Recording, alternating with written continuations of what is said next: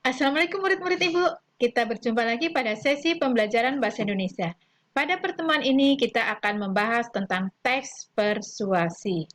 Kita awali dengan KD 3.13. Mengidentifikasi jenis saran, ajakan, arahan, dan pertimbangan tentang berbagai hal positif atas permasalahan aktual dari teks persuasi tentang lingkungan hidup, kondisi sosial, dan/atau keragaman budaya yang didengar dan dibaca.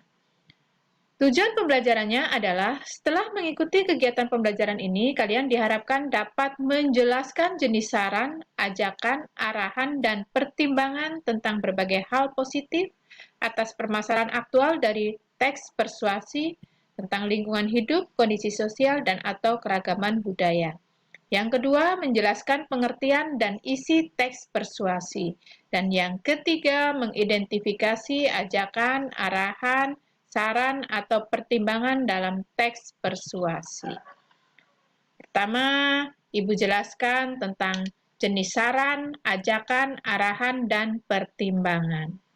Saran merupakan pendapat atau usul atau anjuran, cita-cita yang dikemukakan untuk dipertimbangkan. Ciri-cirinya biasanya menggunakan kata sebaiknya atau seharusnya. Yang berikutnya, ajakan. Kalau ajakan ini merupakan permintaan supaya berbuat atau merupakan undangan. Jadi ciri-cirinya menggunakan kata ayo, mari, misalnya di sini, ayo patuhi protokol kesehatan. Kalau arahan itu merupakan petunjuk untuk melakukan sesuatu atau perintah untuk melakukan yang ditunjukkan. Ciri-cirinya biasanya menggunakan kata harus atau menggunakan kata-kata dengan partikel lah atau partikel kan. Misalnya kita harus mematuhi rambu-rambu lalu lintas atau patuhilah rambu-rambu lalu lintas. Itu arahan. Selanjutnya pertimbangan. Pertimbangan ini merupakan pendapat berkaitan tentang baik dan buruk atau seleksi sebuah pemikiran untuk memilih. Ciri-cirinya biasanya menggunakan kata lebih baik titik-titik daripada titik-titik. Misalnya lebih baik kita melanjutkan ke SMK daripada kita melanjutkan ke SMU, misalnya seperti itu. Selanjutnya berkaitan dengan ciri-ciri dan pengertian teks persuasi.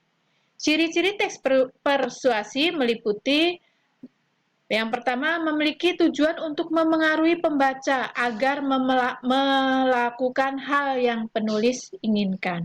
Jadi tujuannya adalah untuk memengaruhi pembaca melakukan sesuatu yang diinginkan. Yang kedua, terdapat fakta-fakta pendukung untuk meyakinkan pembaca atau meyakinkan orang lain. Yang ketiga, tidak menimbulkan konflik di dalamnya. Jadi di sini tujuannya bukan untuk mengadu domba. Kemudian pengertian teks persuasi. Teks persuasi adalah teks yang berisi bujukan, ajakan kepada pembaca atau pendengar untuk melakukan suatu tindakan. Ini pengertian dari teks persuasi. Selanjutnya, yang ketiga, menemukan contoh kalimat ajakan, arahan, saran, atau pertimbangan dalam teks persuasi. Tadi kita sudah bahas, kalau ajakan, ciri-cirinya menggunakan kata-kata ayo, atau mari. Kalau arahan, itu biasanya menggunakan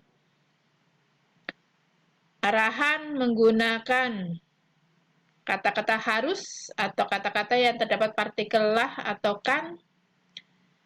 Kalau saran, sebaiknya, seharusnya.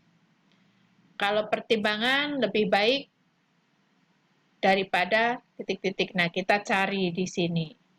Di paragraf pertama kita tidak temukan. Kita bisa temukan di sini. Sebaiknya. Ini sebaiknya sarapan pagi secukupnya, yang penting perut tidak kosong. Jadi kata-kata sebaiknya ini kalimat ajakan. Kalimat saran maksud Ibu. Ini namanya kalimat saran. Selanjutnya yang mari sarapan terlebih dahulu di pagi hari. Mari, ini ajakan. Anggaplah itu merupakan hal wajib yang Anda lakukan di pagi hari. Anggaplah ini merupakan arahan. Kemudian mana yang pertimbangan? Kita cari lagi. Bawalah sarapan Anda. Nah, ini merupakan arahan. Nah, ini yang pertimbangan. Lebih baik Anda sarapan daripada Anda nanti kekurangan energi saat melakukan kegiatan. Lebih baik titik-titik atau daripada ini namanya kalimat pertimbangan.